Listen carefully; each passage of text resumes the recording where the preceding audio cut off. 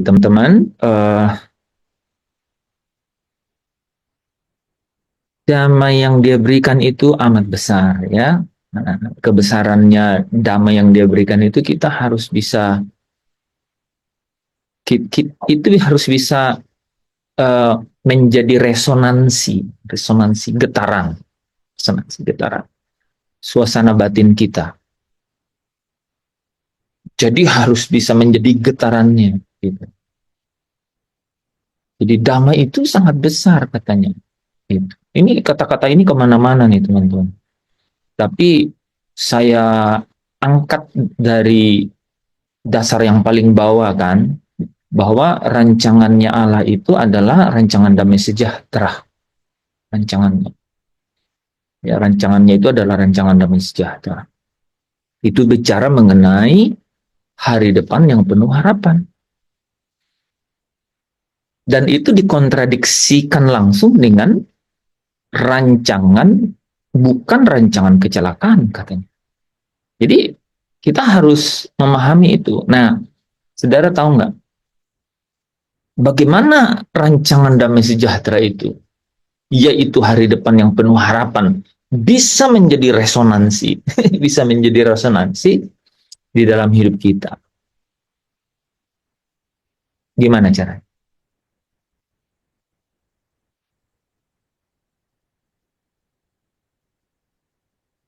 Nah, itu penting tuh, ya. Pasti belum ada yang tahu kan, gitu. Gimana caranya tuh rancangan damai sejahtera itu menjadi resonansi dalam batin kita, suasana batin kita, gitu. Itu panjang sekali itu dan mungkin begitu kompleks dan tapi sebelum kita bisa menikmati, ya kita harus pahami dulu. Kita harus pahami dulu. Nah, itu yang saya ingin jelaskan kepada kita ya, sedikit demi sedikit, pelan-pelan. Saya rindu supaya daripadanya kita itu benar-benar menerima ini roh hikmat dan wahyu. Roh hikmat dan wahyu. Karena itu yang akan membuat saya dan saudara itu berdiri tegak di tengah-tengah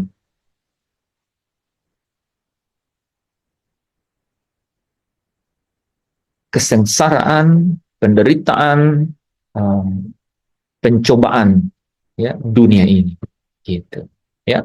Nah, uh, ini tahu nggak, ini saya mau bawa ke kira-kira 2 bulan dari sekarang, jadi kira-kira mungkin sekitar belasan atau puluhan, maksimum 20 pertemuan. Nanti saya akan bahas mengenai uh, Matius 6 ayat 33 gitu.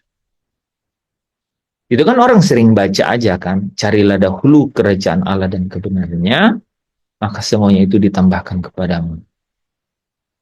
Entah itu berkaitan dengan, entah kita setuju atau nggak setuju, kadang-kadang juga uh, tidak kita pahami dan memang tidak terjadi dalam hidup kita.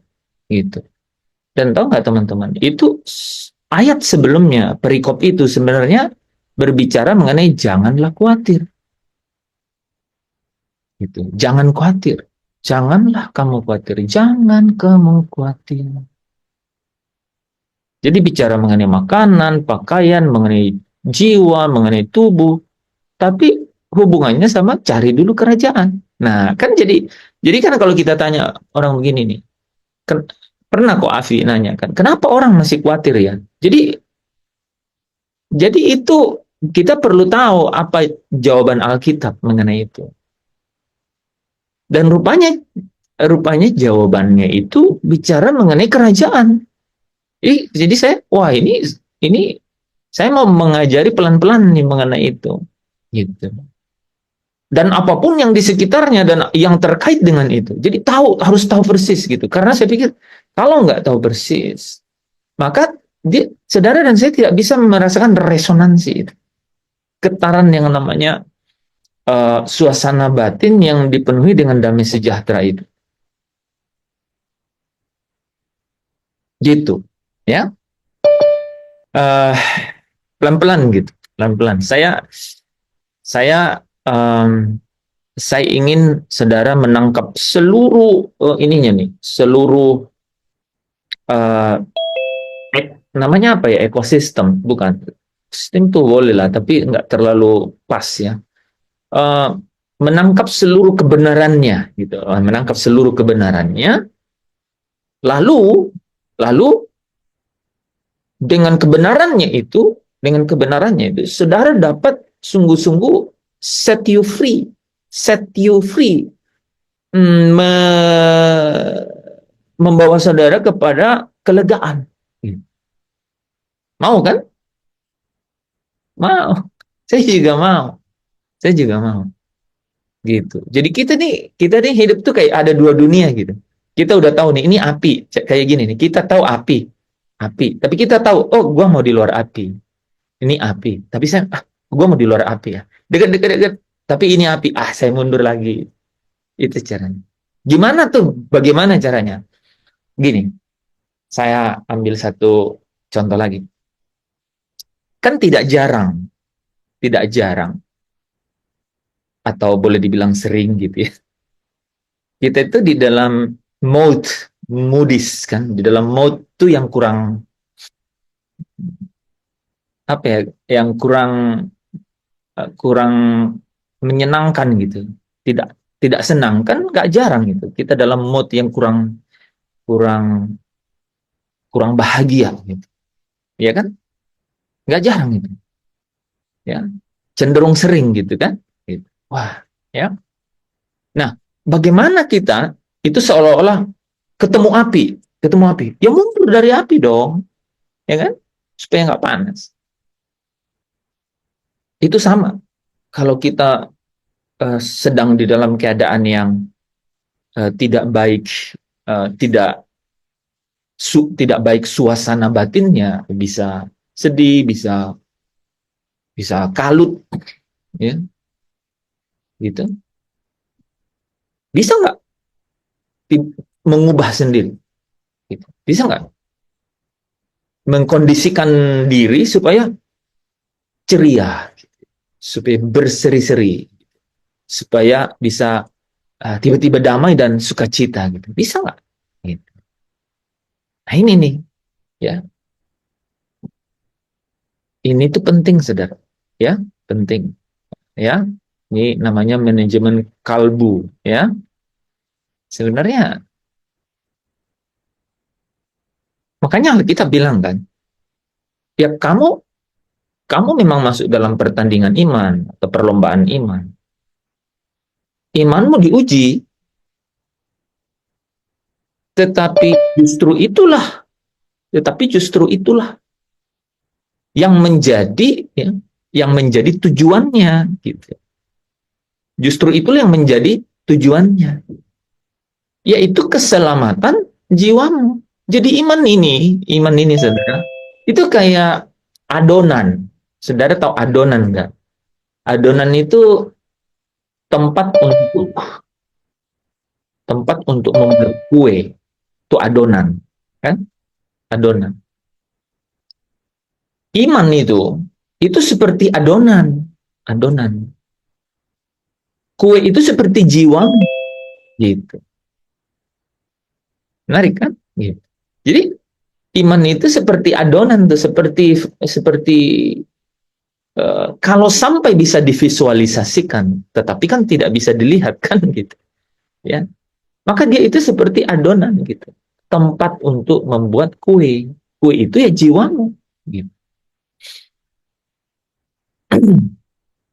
Tujuan dari adonan itu apa? Menghasilkan kue. Untuk menghasilkan kue, gitu. Tujuan dari imanmu adalah Keselamatan jiwa. keselamatan jiwamu.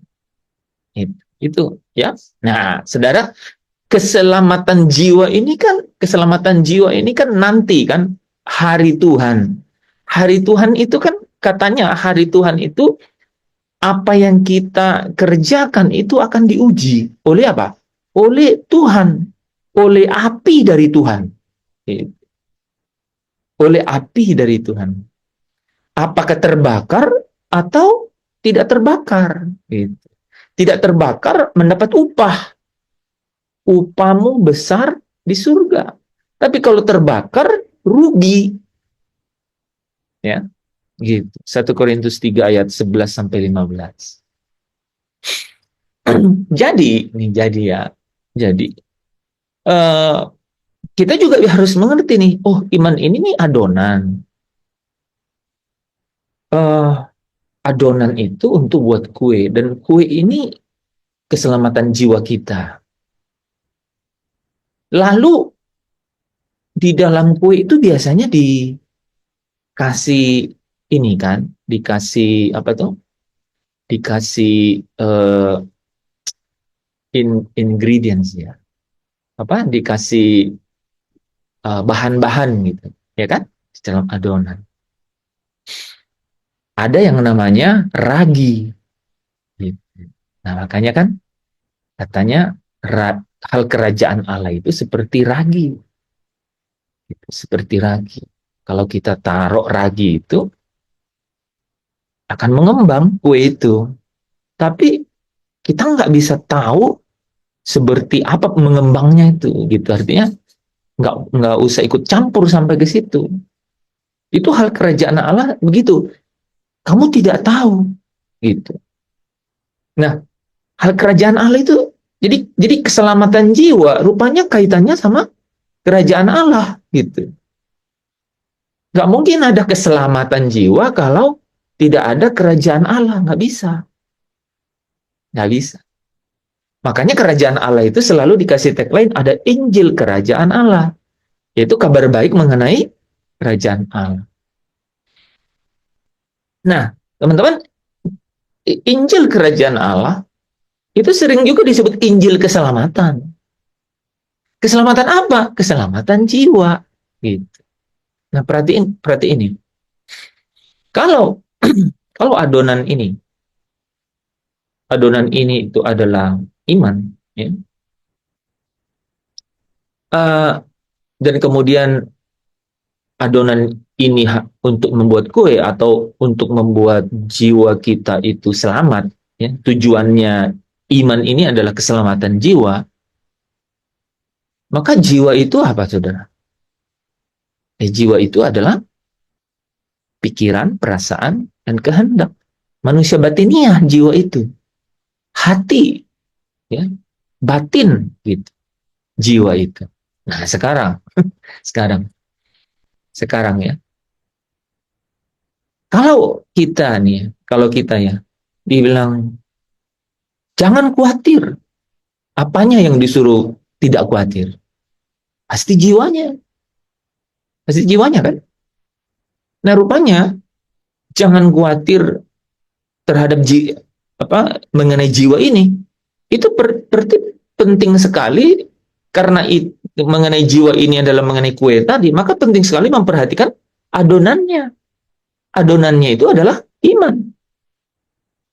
Supaya saudara tidak khawatir, karena yang khawatir itu jiwa, maka iman saya dan saudara itu penting untuk diperhatikan. Gitu. Siapa yang sering khawatir? Yang nggak punya iman. Siapa yang sering khawatir? Yang imannya kurang teguh. Siapa yang sering khawatir? Yang imannya tidak tahan uji. Nah, bagaimana supaya imannya tahan uji? Gitu, ya kan? Gimana supaya imannya tahan uji? Kita harus tahu adonan ini, adonan ini di sekelilingnya ada apa kan gitu, gitu. Adonannya di sekelilingnya ada apa? Coba bayangkan, ya. Ini adonan sudah ada bahan kue gitu. Terus ditempatkan di satu tempat, ya. Bagaimana supaya kue ini jadi atau masak gitu? Tentu aja sekelilingnya yang perlu diperhatikan. Jangan sampai adonan tambah bahan kue terus masukin freezer atau kulkas. Nggak jadi kuenya. Ya kan? Kuenya nggak jadi. Gitu. Kecuali kalau kue ini agar-agar. Ya, agar-agar harus masuk kulkas kan gitu. Tapi kalau kue yang harus mendapat panas sehingga jadi, nah kita penting mengetahui sekelilingnya. Analogi dengan itu. Di sekeliling imanmu ada apa? yang membuat kau tidak tahan uji. Saudara paham? Hmm? Jadi saya mau sampai ke titik itu nanti, saudara. Yesus bilang jangan khawatir. Jadi dilarang orang untuk khawatir. Jangan gelisah, jangan gentar hatimu. Dilarang loh, dilarang, dilarang keras. Nah ini gimana nih caranya nih?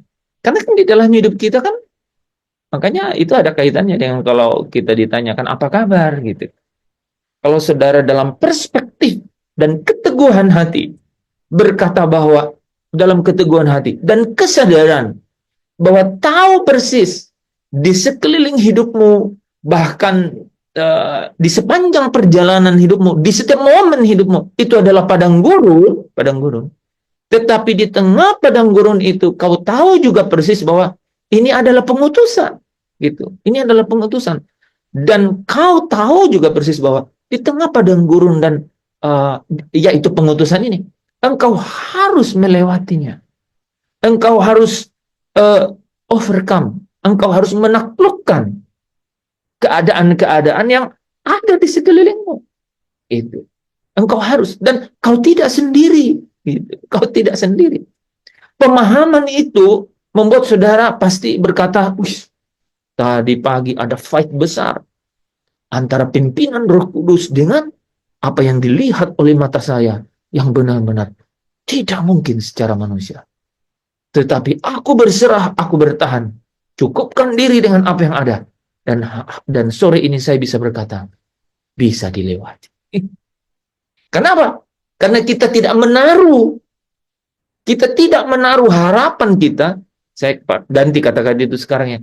Kita tidak menaruh penghiburan kita pada hal-hal yang sementara yang kelihatan itu. Sampai saudara dengan bangga malah bilang bisa dilewati gitu. Karena memang harus dilewati, gitu kan. Ya, ini harus dilewati. Atau tidak baik keadaannya, apapun hasilnya harus dilewati sampai saudara bisa bilang bisa dilewati. Gitu. Tadi itu di tikungan 3, tikungan 4 itu ada ranjau ini loh, saudara bisa dilewati. Saya itu loncat, belok sini, langsung terbang sedikit, langsung saya masuk, saya bungkuk, saya berangkat, bisa dilewati. Saudara ditangkap nggak sih? Saya udah main silat nih saya nih. Tangkap nggak? Saudara itu loh, itu jarak, itu tidak mudah menangkap pengertian itu, bahkan dibawa ke suasana batin. Itu nggak mudah loh. Bahkan saya terus merenungkannya juga. Oh iya, kalau sampai kita bisa bilang bisa dilewati itu, sebenarnya kita harus di dalam kesadaran penuh bahwa memang kita ini diutus ke padang gurun, gitu. Dan padang gurun itu terhadap diri kita berbicara mengenai ujian. Ujian ini harus dilawan dengan ketekunan supaya jadi tahan uji. Sehingga saudara malah bisa menceritakan gitu. Wah, tadi Pak, di tikungan 3, tikungan 4 itu, tahu nggak, saya merunduk sebentar, kemudian saya tunduk lagi karena itu musuh ini, kan? Dan saya belok kiri kanan, kemudian saya bersuara, kemudian saya pancing sana sampai bisa dilewati. Kira-kira kayak gitu kalau kita ngomong bisa dilewati. Artinya memang ada real enemy, ada musuh yang nyata gitu. Dalam perjalanan kita itu nyata musuh itu. Tetapi saya dan saudara juga tahu persis bahwa adonan atau iman yang ada pada kita itu untuk menghasilkan kue atau keselamatan jiwa yang keselamatan jiwa. Jadi iman kita itu harus tahan uji supaya jiwa yang dihasilkan itu benar-benar selamat gitu. Kita sedang mendandani atau bukan mendandani dulu ya. Kita tuh sedang membentuk gitu. Kita sedang penjunan itu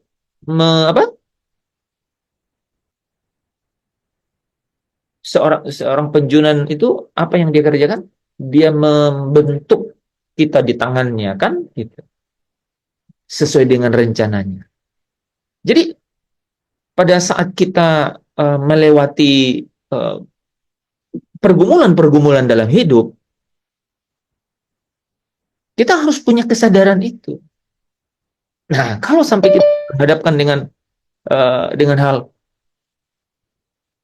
kita diperhadapkan dengan hal kekhawatiran, saudara sudah bisa menakar gitu. Bahkan sudah bisa bertindak, bisa memilih tindakan untuk merespon keadaan-keadaan itu. Apakah perlu ya saya khawatir? Gitu. Sampai-sampai saudara bisa tidak lagi kenal gitu yang namanya khawatir. Gitu. Pasti ada Tuhan. Gitu ya kan? Ditanya bagaimana? Tuhan pasti tidak biarkan sendiri. Itu pernyataan-pernyataan begitu. Itu dibangun dari setiap peristiwa-peristiwa di dalam hidup.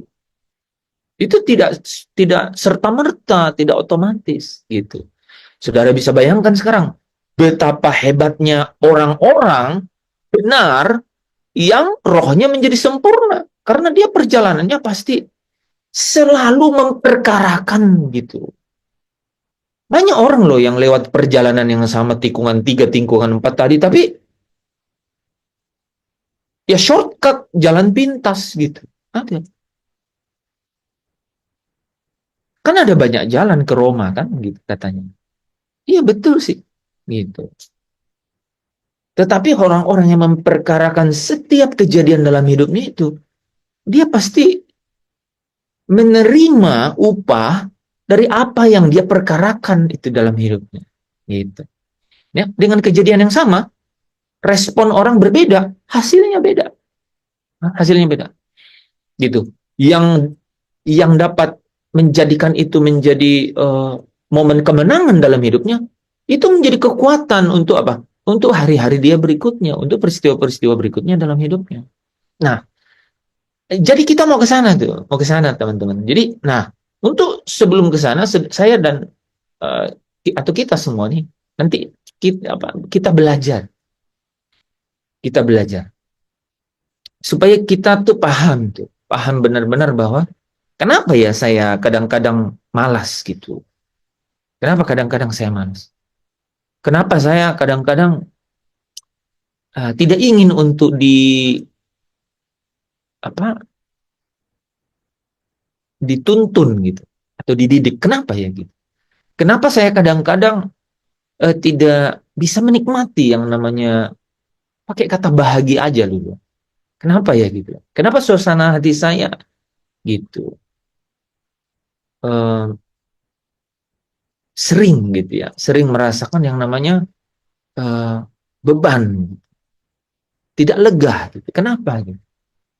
Kita bisa ya, kita bisa dengan firman Tuhan gitu ya, kita bisa dituntun untuk mengalahkan atau mengantisipasi keadaan-keadaan itu. Supaya saudara, di waktu yang terbatas ini, di waktu yang singkat ini, Paulus menyebutnya waktu darurat ini, kita itu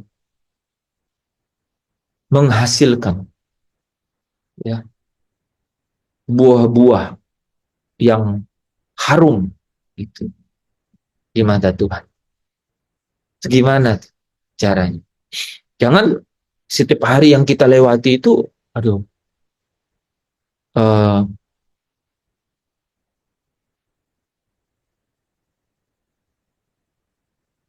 untung-untungan gitu, ya.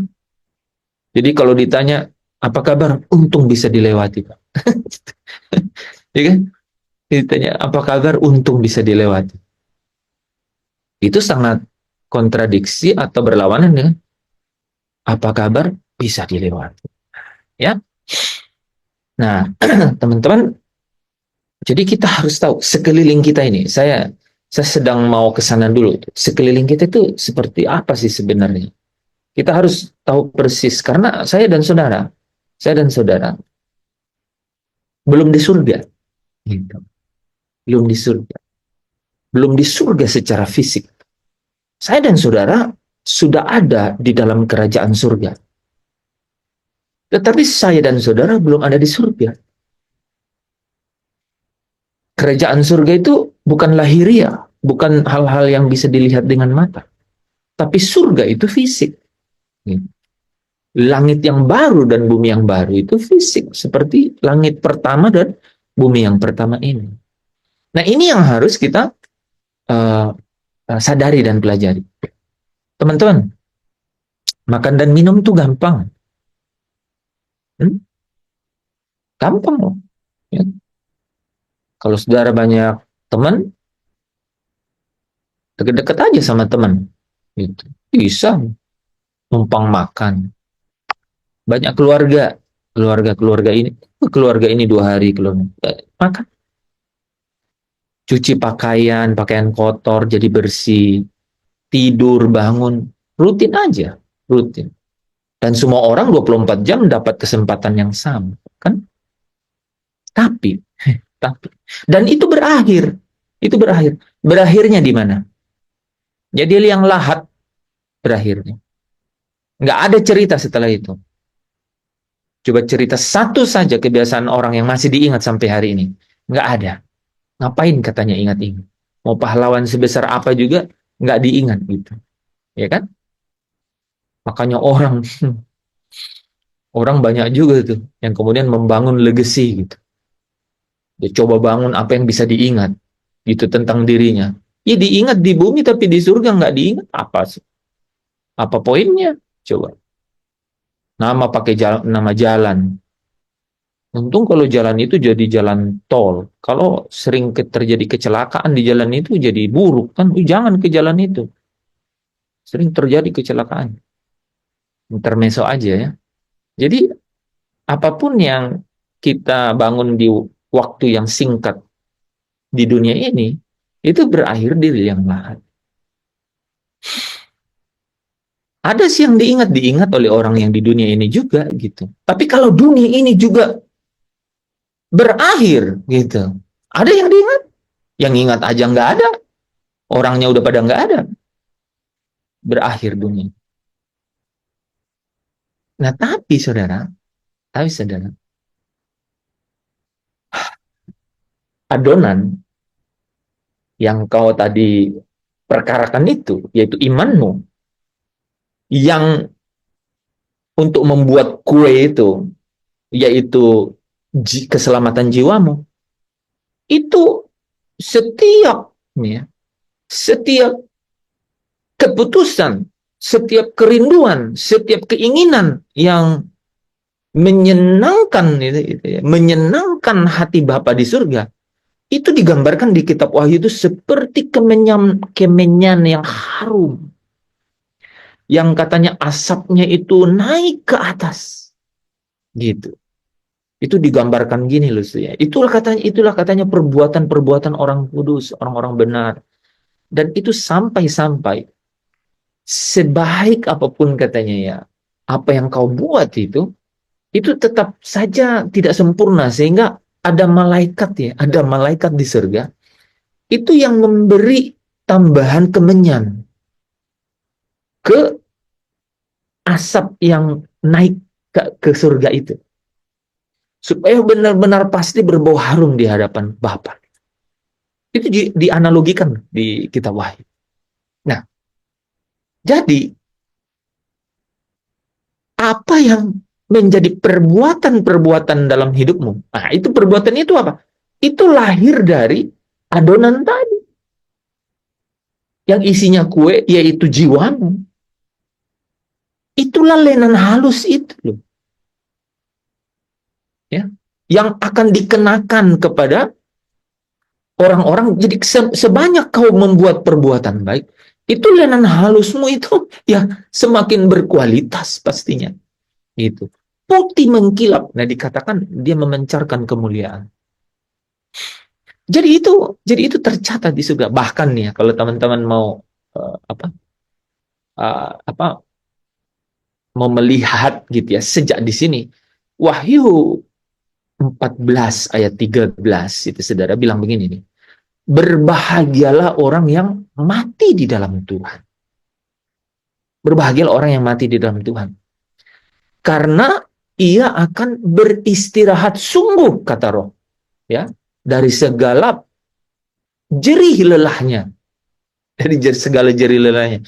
Dari segala jerih lelahnya, dari segala perjalanan kesengsaraan, penderitaan di padang gurunnya itu akan beristirahat dari jerih lelahnya.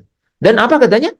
Dan kuenya itu dibawanya gitu. Jadi apa yang ada dalam adonan yang tadi menjadi keselamatan jiwa dan perbuatan-perbuatannya menyertainya. Gitu. Jadi ya ini saya ambil contoh ya teman-teman yang kan di sini ya cuma wah lu lumayan terkategori juga ya, oke, teman mahasiswa kan ya pergi sesuai dengan jadwal, ketemu dosen, belajar, pulang kerja tugas gitu kan. Kalau skripsi ya kerjaan cuma bab satu, udah gitu aja. Kan seperti itu.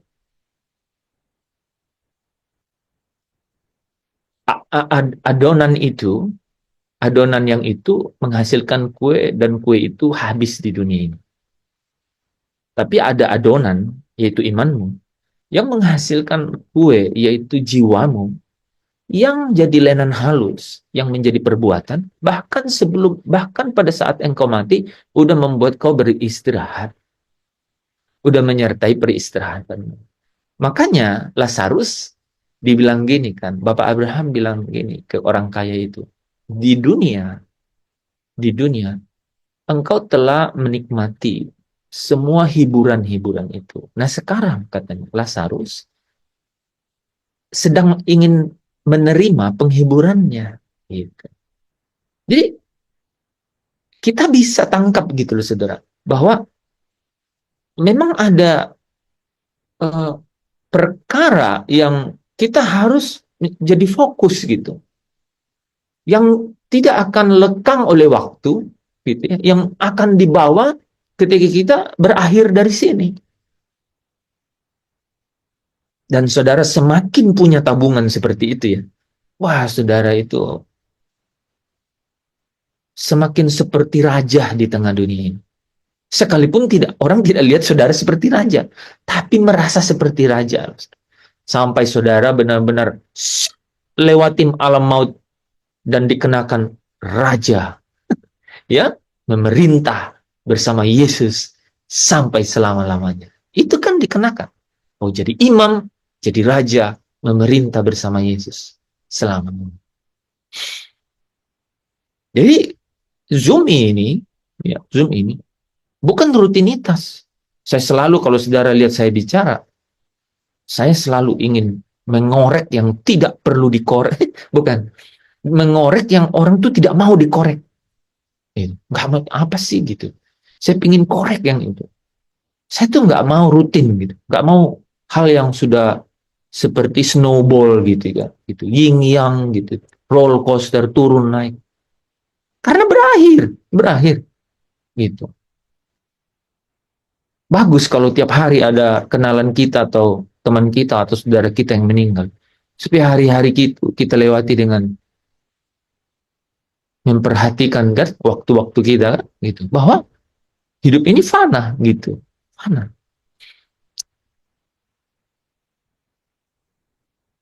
Ini teman-teman yang kerja, Pak Daniel bisnis, berapa banyak uang yang sudah dikumpul? Saya tanya, berapa yang masih sisa hari ini? Kalau ingat-ingat itu mau nangis kan? Ya, hampir nangis ya. Sudah tidak ada, Pak. Tinggal sedikit, Pak, yang ada. Iya, dia pergi. Enggak, jangan tanya. Saya cerita ke pastor kemarin. Ya. Puji Tuhan loh, saudara. Makanya puji Tuhan di dalam ini tuh kita tuh selalu ingin memperhitung-hitungkan gitu. Sekalipun mungkin hanya sedikit yang saudara tangkap, itu pasti dia tidak akan pernah kembali dengan sia-sia. Firman Allah katakan dia akan mengerjakan apa yang disuruhkan Allah kepadanya dan berhasil. Pasti berhasil. Berhasilnya apa sih maksudnya? Itu loh. Adonan imanmu itu dia akan membuat jiwa selamat. Gitu. Iman yang tahan uji itu yang buat jiwa itu jadi selamat. Dan itu harus kita terlalu sadari. Makanya sering kita ngomong gini kan, apa kabar? Tuhan, apa bisa dilewati? Puji Tuhan, bisa dilewati. Itu maksudnya apa sih? Bisa dilewati itu dengan kesadaran bahwa tadi itu dengan semua itu ya pertandingan yang kukerjakan, perlombaan yang kulewati, luar biasa, bisa dilewati.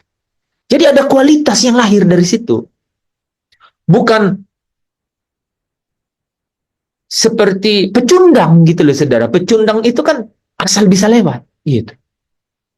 Jalan pintas asal bisa lewat. Tapi bisa dilewati itu maksudnya begini loh. Saya tahu tadi itu ada yang tantangannya. Tapi saya buat begini, saya kerjakan begini, dan saya bisa menaklukkannya. Saudara dengan bangga bilang, bisa dilewati. Itu maksudnya kan? Itu. Lebih kepada apa? Ada kualitas yang lahir dari situ. Nah itu yang ingin saya share selalu. Gitu. Bahwa uh, disingkatnya kehidupan ini gitu. Disingkatnya. Di waktu yang sementara ini. Aturlah, kelolalah hal-hal yang kelihatan itu. Bahwa mereka itu sementara. Gitu. Tetapi taruhlah fokus harapan kepada yang tidak kelihatan.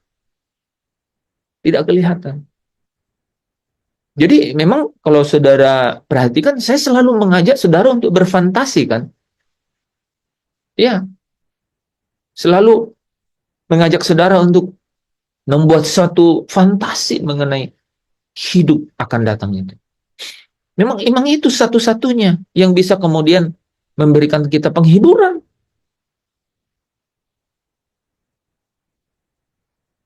Ada orang yang bilang, karena kita sudah menerima Kristus itu, kita ini benar-benar jadi merdeka gitu. Sehingga kita itu, ya kita bisa tidak lagi sedih. Itu kan bohong. Bohong kan kalau ngomong gitu. Itu fakta realitasnya gitu. Nah, tetapi di tengah-tengah keadaan yang atau realitas itu, bahwa saya dan saudara ini ditarik masuk ke dalam kerajaan di mana Yesus memerintah, itu kerajaan Allah, kerajaan anaknya, karena Allah Bapa itu memberikan kuasa kepada anaknya, di dalam kerajaan anaknya, di mana Yesus memerintah sebagai raja, itu ada di tengah dunia, gitu, ada di tengah dunia yang apa? Yang juga sedang bekerja dalam arah yang sebaliknya gitu. Menarik saya dan saudara masuk ke dalam belenggu. Bisa belenggunya ini adalah belenggu penderitaan, atau belenggunya ini belenggu kenikmatan, sehingga apa? Larut di dalamnya gitu. Jadi ini kita harus pahami gitu keadaan itu. Maka ini teman-teman, di beberapa hari ke depan ini saya mau mulai dengan menjelaskan mengenai kerajaan iblis. Gitu. Jadi analoginya itu kalau dalam Alkitab sering dikatakan kerajaan iblis atau kerajaan angkasa, atau sering juga disebut kerajaan dunia ini gitu. Ya. Sering pakai kata kerajaan dunia ini. Nah, 20 menit lah ke depannya. Jadi saya juga nggak mau lama untuk jelasin materinya, tapi kita satu-satu. Jadi malam hari ini cukup ya pengantarnya ya. Paling nggak saya kasih ilustrasi bahwa ada adonan itu imanmu. Jadi adonan itu pembuat sesuatu. Imanmu itu harus menghasilkan sesuatu gitu. Dan hasil dari imanmu itu adalah kue. Hasil dari adonan ini yaitu imanmu itu adalah kue yang adalah keselamatan jiwamu. Itu. Jiwa yang selamat itu jiwa yang nanti terangkat ke surga. Terangkat. Yang dikatakan dalam Roma 8 ayat 1. Tidak ada penghukuman Itu jiwa itu. Yang dikatakan menjadi sempurna, itu jiwa yang itu. Gitu. Yang dikatakan luput dari murka Allah, itu jiwa yang seperti itu. Gitu. Makanya iman ini jadi penting kan, gitu adonannya. Tapi kan yang terjadi, contoh kasus kan yang saya bilang, Alkitab kan bilang jangan khawatir, jangan gelisah, jangan gentar gitu. Tapi kenapa ini masih sering gelisah dan gentar gitu? Nah, kita nanti bahas. Karena pengetahuan kita itu dipakai oleh Roh Kudus untuk mengajar kita, mengajar kita. Jadi, saudara, itu luar biasa. Pasti saudara bisa rasakannya. Atau kalau belum pernah menyadari itu, coba double check, recheck gitu. Betul ya. Saya kok bisa ngerti ya firman ini gitu. Eh, Cara untuk menguji bahwa saudara sampai mengerti firman itu gampang sekali, gampang banget. Kerajaan Allah itu mengenai kebenaran, damai sejahtera, dan sukacita oleh Roh Kudus. Oleh Roh Kudus. Kerajaan Allah itu bukan hanya perkataan, tapi kuasa. Mudah sekali untuk mengujinya. Kalau sampai saudara menikmati sesuatu dari firman yang membuat saudara set you free, membawa saudara tercipta kelegaan dalam batinmu, itulah yang dibilang kerajaan itu mengenai kebenaran. Karena kebenaran itu akan memerdekakan, gitu. Di mana ada Roh Allah, di situ ada kemerdekaan. Gitu. Itu mudah sekali kita menangkapnya. Saya balik nih, saya balik. Kalau ada sesuatu, kalau ada sesuatu, dengar sesuatu, lihat sesuatu yang membuat suasana batinmu kalut gitu.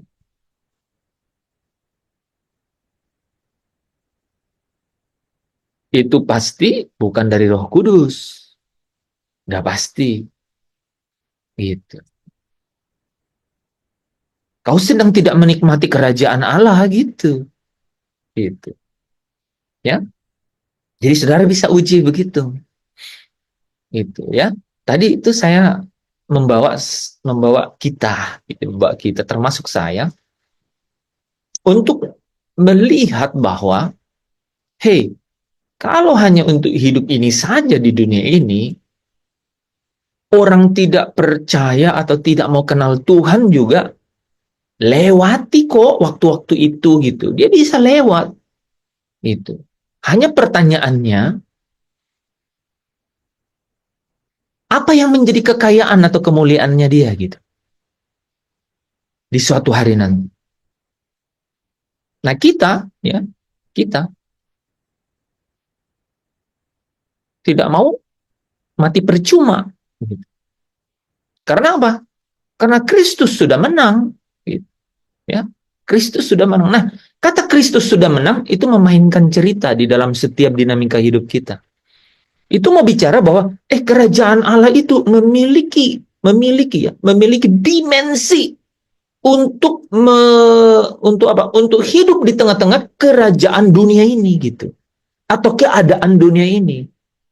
Itu memiliki dimensi. Nah, saudara dan saya harus punya yang saya bilang tadi resonansi, getaran. Getaran. Gitu. Di dalam batin saya dan saudara. Gitu. Realitasnya, mampu nggak saudara dalam keadaan sedih, dalam keadaan apa ya, lagi down gitu kan, bisa tiba-tiba cheer up gitu, ya, berseri-seri, bisa nggak? Di dalam kerajaan Allah, Anda pasti bisa.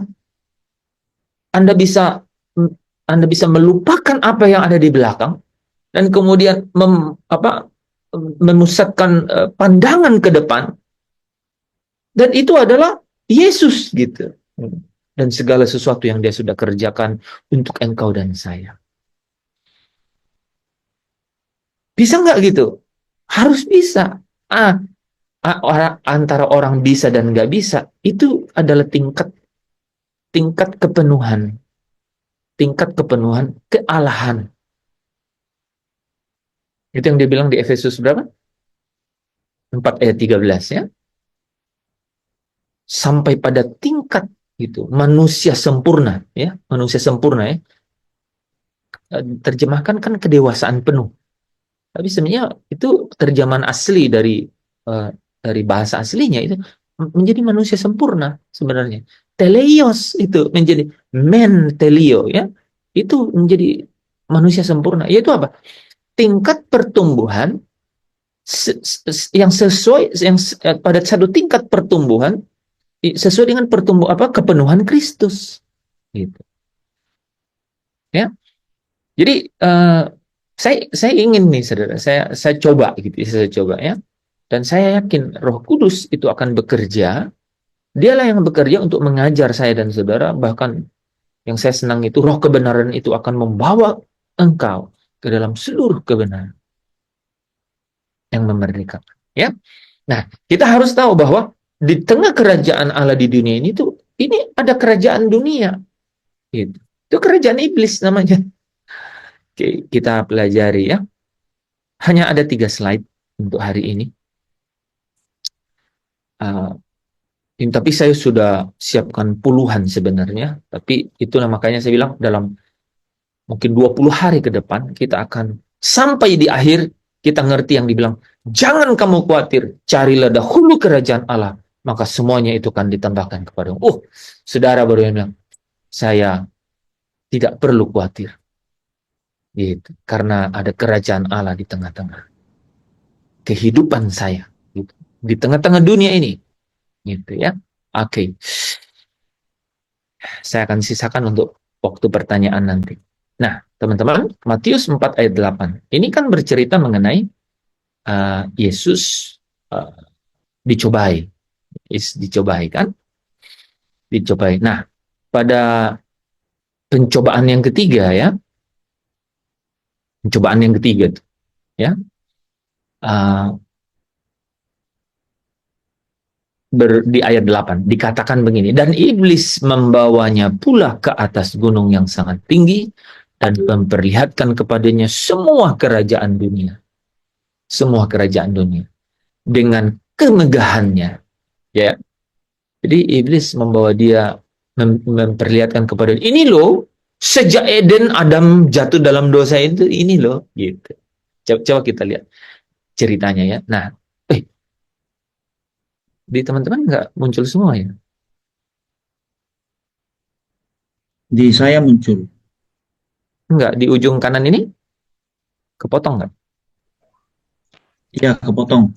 Ya, di layar saya terpotong. Iya. Oh, oke. Ini belum apa-apa, iblis sudah mulai potong-potong ini. Iya nggak? Rida. Aduh, saya mau mulai aja tadi, saya bilang ini pasti diganggu ini. Kok mau telanjang. Tapi saudara ngomong gitu juga, ya dia dengar kamu ngomong. Cuman menariknya kita nggak dengar dia ngomel. Kasian juga. Ya gitu, tetap suka cita dia ngomel. Oke. Saudara, yang penting ingat ya, adonan tadi saudara harus perhatikan supaya kuenya, yaitu jiwamu, itu bisa selamat gitu ya. Nah, saudara, iblis itu awalnya saudara malaikat. Malaikat itu lebih tinggi dari manusia loh secara kualitas itu diciptakan. Dia adalah pembantunya tuh Allah gitu, pembantunya Allah. Dia itu melayani di tahta itu malaikat itu ya. Jadi iblis merupakan penghulu malaikat yang diciptakan dengan sempurna dan baik. Ia ditunjuk untuk melayani Allah. Kebayang nggak iblis itu? Jadi saudara bisa bayangkan sekarang kalau dia pekerjaannya sekarang terbalik untuk mencobai dan menggoda saudara, wah nggak main-main, karena sang baik itu dia kenal. Namun sebelum dunia dijadikan, nih ini ya, sebelum dunia dijadikan, makanya kan iblis itu ya, yang di Eden itu kan si ular itu dibilang si ular jadi ular tua karena memang dia udah lebih tua dari manusia. Namun sebelum dunia dijadikan, ia memberontak dan menjadi musuh besar Allah dan manusia. dua-duanya jadi musuhnya. Karena Allah ingin menjadikan manusia itu menjadi warganya. Makanya kita disebut warga, kewargaan kita atau kewargaan kita itu dari surga, atau kita menjadi keluarga Allah, gitu kan? Nah, coba kita lihat dua ayat ya. Yehezkiel 28. Ini teman-teman benar-benar saya coba untuk saudara tahu gitu ya. Yehezkiel 28 ayat 12 sampai 15. Ini iblis loh ya. Yang belum ikutin ini iblis ya. Dan mau tahu iblis siapa? Ini di sini ya, iblis. Oke. Iblis itu satu orang. Ingat ya. Jadi jangan sampai kau bilangin temanmu iblis. Bukan, ntar dia marah loh. Iblis itu satu orang yang punya nama ada, dia bolos. Gitu. Jangan kata-katain orang iblis. Enggak, bukan. Iblis itu di sini cuma satu. Ya, hai anak manusia, ucapkanlah suatu ratapan mengenai Raja Tirus. Jadi kepada Yehezkiel dibilang gitu. Jadi dia itu disebut Raja Tirus juga. Ya, dan katakanlah kepadanya, beginilah firman Tuhan Allah, ini Bapa ini, ya kan? Gambar dari kesempurnaan engkau. Kan? Coba lihat. Jadi iblis itu dibilang gambar dari kesempurnaan engkau. Penuh hikmat dan maha indah. Jadi Yandri, kalau ketemu yang indah-indah, langsung curiga ini iblis. Oke? Itu ini aja. Bagus juga untuk dibuat begitu. Tapi kalau bunga yang indah itu susah-susah juga dibilang mawar yang indah itu masa iblis. Enggak kan? Ya, tapi keindahan dunia maksudnya ya. Jadi enggak, jadi kata-kata orang itu jadi saudara bisa ambil hikmahnya. Makanya kita harus diberi roh hikmat dan wahyu. Gitu ya. Supaya kita tahu nih, ya. Tahu enggak saudara ya? Efesus 1 ayat 17 yang bilang gitu. Supaya kamu diberi roh hikmat dan wahyu. Kalau enggak salah. Salah bukan. Oke, kita kembali dulu. Nah, engkau di Taman Eden. Nah, ada kan jelasnya? Engkau di Taman Eden, yaitu Taman Allah, penuh segala batu permata dan berharga. Yaspis merah, krisolit, dan yaspis hijau, permata virus, krisopras, dan nefrit, lazurit, batu darah, ada batu darah, dan malakit. Jadi dia di Eden, di tempat Allah. Nah ini saudara perhatikan, kristal gitu ya, ini seperti kristal yang bercahaya. Nah ini kalau perhatikan Eden itu katanya, Eden itu yaitu Taman Allah, itu persis ya, atau paling enggak serupa ya, ciri-cirinya dengan apa? Dengan Yerusalem baru nanti, ya. Dari sini ya banyak juga pelajarannya. Tempat tatanannya diperbuat dari emas, coba ya. Jadi Eden itu, tuh, Taman Eden dari emas dan disediakan pada hari penciptaanmu. Oh. Jadi kita bisa ini ya, bisa perhatikan itu ya. Jadi pada saat hari penciptaannya Eden yaitu Eden itu sudah ada ya. Tempat tatanan terbuat dari emas dan disediakan pada hari penciptaanmu. Kuberikan tempatmu dekat kerub yang berjaga. Saudara ingat nggak ini? Kejadian 3 ayat 24 itu ada cerita, Kejadian 3 ayat 24 itu ada cerita kerub yang berjaga-jaga ketika setelah manusia jatuh dalam dosa. Kuberikan tempatmu dekat kerub yang berjaga. Di gunung kudus Allah engkau berada dan berjalan-jalan di tengah batu-batu yang bercahaya. Bercahaya-cahaya. Ini barusan saya ada bahasa Indonesia. Bercahaya-cahaya. Ya. Nah, ini nih saudara nih ya. Nah, ini mulanya nih, ini mulai saya tebalin kan. Engkau tak bercela, tadi kan dibilang tuh, di sini apa? Gambar dari kesempurnaan engkau, itu maksudnya si iblis itu loh. Penuh hikmat dan maha indah. Nah, di ayat 15, engkau tak bercela di dalam tingkah lakumu sejak hari penciptaanmu, sampai terdapat kecurangan padamu. Tuh, ya. Iblis. Jadi hati-hati gitu. Kalau bilang malaikat apa katanya? Seperti malaikat terang ya. Jangankan malaikat terang. Ini hampir-hampir profilnya ini luar biasa kan gitu. Nah, saudara lihat di dalam Yesaya 14 ayat 13 sampai 15 ini dicerita mengenai kecurangan padamu itu apa? Inilah kejatuhannya kan. Engkau yang tadinya berkata dalam hatimu. Nah, jadi hati ya, ada kan orang bilang itu iblis ada jiwanya nggak? Ada batinnya nggak? Jelas nih. Engkau yang tadinya berkata dalam hatimu. Nah, jadi iblis itu kan makanya Yesus bilang, lihatlah aku ini bukan hantu kan. Gitu. Pneuma, aku bukan hantu. Pneuma juga itu, bukan hantu. Ya, hantu tak bertulang dan apa katanya? Tak berdaging. Gitu. Oke? Engkau yang tadinya berkata dalam hatimu, aku hendak naik ke langit, aku hendak mendirikan tahtaku mengatasi bintang-bintang Allah, dan aku hendak duduk di atas bukit pertemuan jauh di sebelah utara. Aku hendak naik mengatasi ketinggian awan-awan, jadi semuanya hendak naik, hendak naik, hendak naik kan? Terakhirnya coba yang saya tebalin apa? Jadi dia hendak menyamai yang maha tinggi. Hendak menyamai yang maha tinggi. Dia tidak taat.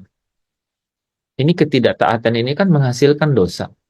Dosa apa namanya? Jutaan menyamai anak. Ya, dosa apa namanya?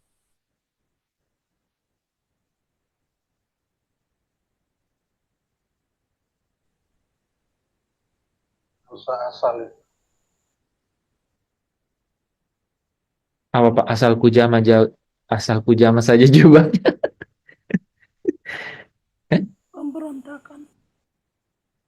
Kan menyamai yang maha tinggi itu apa? Ingin menyamai yang maha tinggi. Subordinasi. Subordinasi. Iya kan itu. Ya kan? Subordinasi. Jadi dia tidak mau menjadi sub. Ya, dia tidak mau menjadi sub. Kan ini subordinate kamu siapa? Bawahan kamu siapa? Dia nggak mau jadi bawahan. Itu dosa subordinasi gitu. Jadi dia ingin menyamai gitu. Dia ingin menyamai. Ya kan? Gitu. Dapat ya poinnya. Jadi kita tuh jadi bawa ke bawah kan, oh ini ceritanya Diabolos ya, atau ular tua, atau Raja Tirus, atau nanti dibilang bintang fajar gitu. Tapi ingat ya, nah ini ada satu ya. Bintang fajar itu belum jadi iblis tuh. Sorry. Bintang fajar itu gelar. Ya, bintang fajar dari timur itu gelar. Makanya ada 3 yang digelari bintang fajar dalam Alkitab kan. Ya salah satunya Raja Tirus atau Diabolos atau Lucifer. Satunya lagi siapa? Yesus. Dalam Wahyu 22, bintang fajar. Ya, terus yang bintang fajar lagi siapa? Jemaat di Wahyu pasal 23 itu. Kamu akan menjadi bintang fajar dari timur gitu. Artinya apa? Sebenarnya yang tadi gitu, yang ciri-ciri tadi kan gitu, bahwa ada kesempurnaan pada dirimu kan, ada keindahan pada dirimu, ada hikmat pada dirimu gitu. Oke, teman-teman. Jadi hendak menyamai yang maha tinggi. Nah, iblis. Nah, di dalam Yesaya itu langsung dihantam gini, saudara. Sebaliknya, ke dalam dunia orang mati engkau diturunkan. Oke? Ke tempat yang paling dalam di liang kubur. Nah, ini sama dengan pada saat ini kan belum kejadian. Ini belum kejadian kan? Yang ini loh ya. Sebentar. Ini di dalam Yesaya, ini udah kejadian nih teman-teman. Sebaliknya ke dalam dunia orang mati engkau akan diturunkan ke tempat yang paling dalam di liang kubur. Ya, ini loh. Yang bagian terakhir ini tuh belum kejadian nih, sebelum Yesus datang. Belum kejadian sebelum Yesus datang. Ketika Yesus datang, nanti kita pelajari itu. apa yang terjadi setelah itu? Intinya adalah bahwa inilah iblis itu. Dia itu adalah sebenarnya ciptaan yang sempurna. Gitu. Dia ciptaan yang sempurna, tetapi memiliki ketidaktaatan. Oke? Nah, di dalam Matius 12 ayat 26, tadi kan Matius 4 ya, Matius 12 ayat 26. Dalam versi bahasa Indonesia sehari-hari, itu kata-katanya gini, saudara. Begitu juga di dalam kerajaan iblis. Kalau satu kelompok mengusir kelompok yang lain, maka kerajaan iblis itu sudah terpecah-pecah dan akan runtuh. Jadi ada kerajaannya iblis itu. Tadi pertama disebut kerajaan dunia, ya, kerajaan dunia. Terus di sini muncul kerajaan iblis. Kalau di dalam TB biasanya hanya pakai iblis, tapi dalam bahasa Indonesia disebut kerajaan iblis. Oke? Nanti kita akan lihat ada kerajaan yang sama itu disebut kerajaan angkasa. Kenapa? Kenapa? Ya, nanti kenapa? Oke. Ketika memberontak kepada Allah, iblis mengajak. Jadi iblis ini satu orang nih, gitu. Ini tidak terpotong kan di bagian atasnya nih? Enggak. Oke. Iblis mengajak sekelompok malaikat yang lebih rendah tingkatannya. Wahyu 12 ayat 4. Yang sesudah kejatuhannya dikenal sebagai setan-setan atau roh-roh jahat. Iblis dan malaikat-malaikatnya ini kemudian dibuang ke bumi, ya, dan angkasa di sekitarnya. Makanya tuh ya saudara, itu yang dibilang tentara-tentara langit, gitu. Di langit tingkat yang kedua. Karena apa? Karena sebelumnya memang dia dilemparkan ke bumi. Nah, mari kita baca ayatnya dulu nih ya. Wahyu 12 ayat yang keempat. Wahyu 12 ayat yang keempat. Kita baca pakai atau bisa langsung gitu. Ketutup.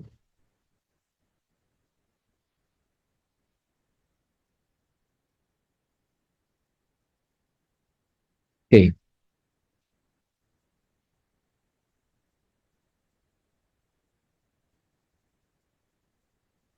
Dan ekornya menyeret sepertiga dari bintang-bintang di langit.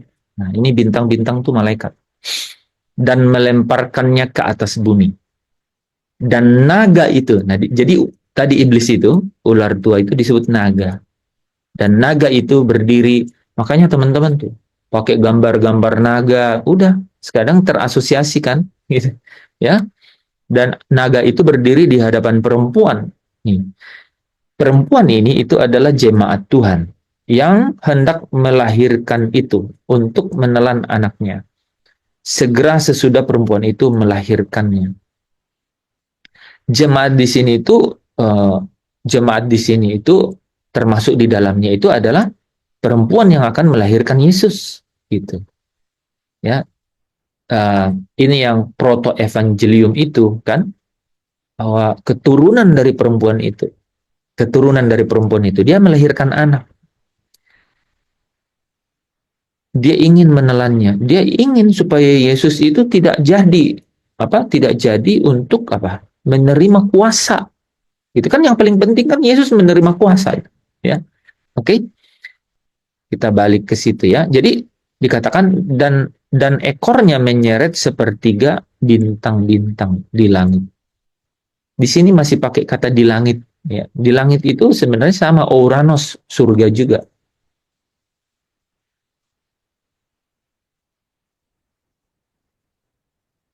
Oke, ya. Nah, di Matius 12 ayat 26 kerajaan iblis ini itu adalah kerajaan kejahatan yang sangat teratur dan menguasai kerajaan angkasa, ya kan? Karena dilemparkan ke bumi kan dan angkasa, ya, menguasai kerajaan angkasa. Angkasa itu yang seperti yang saya bilang atmosfer kan, atmosfer. Langit pertama dan langit kedua, ya. Dia menguasai angkasa. Makanya saudara ini kan tahu kan bahwa peperangan kita ini bukan melawan darah dan daging, tapi melawan penguasa, Ya, penguasa di mana? Di angkasa. Itu.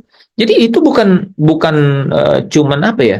Bukan hanya seperti eh, pengkayaan kata, tapi justru ceritanya real bahwa memang malaikat naga itu, ular itu iblis itu, ya, yang sudah tidak mendapat tempat di surga itu menyeret sepertiga. Nah ini kelempar ya ke bumi.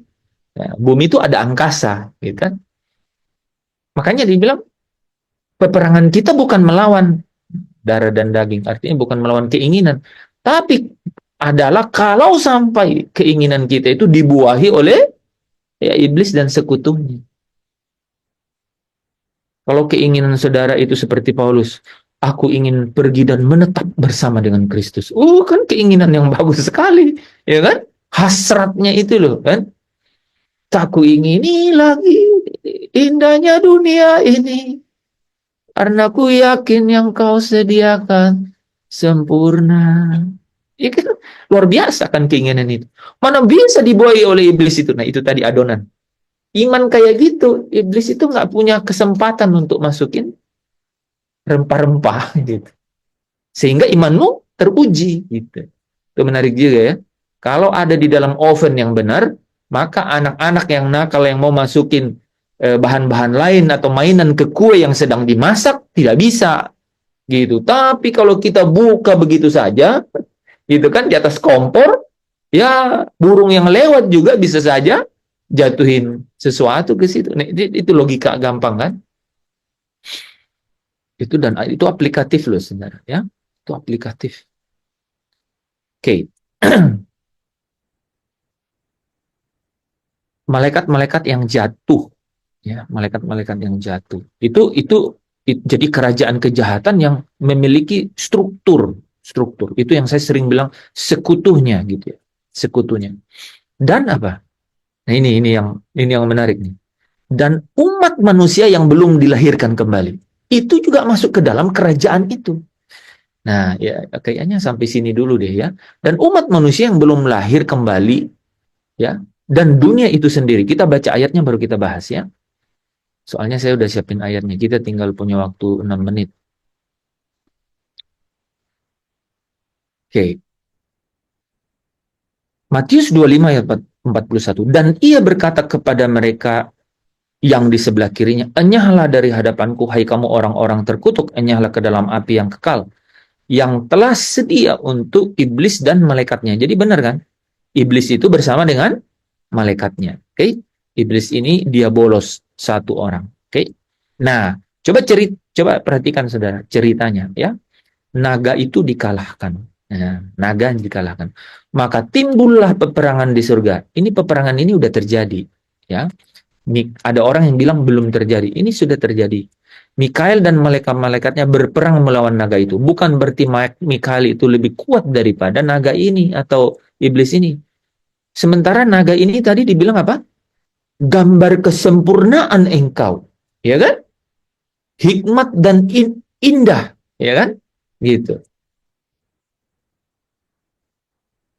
Tiba-tiba Mikael bisa menang gitu. Nah, saudara tahu nggak? Ini kan peristiwa, ya peristiwa di mana ketika Yesus di kayu salib, gitu. Karena anak domba itu, dibawa ke pembantaian, Yesus itu dibawa tidak mengikuti keinginannya, tetapi mengikuti kehendak Bapaknya.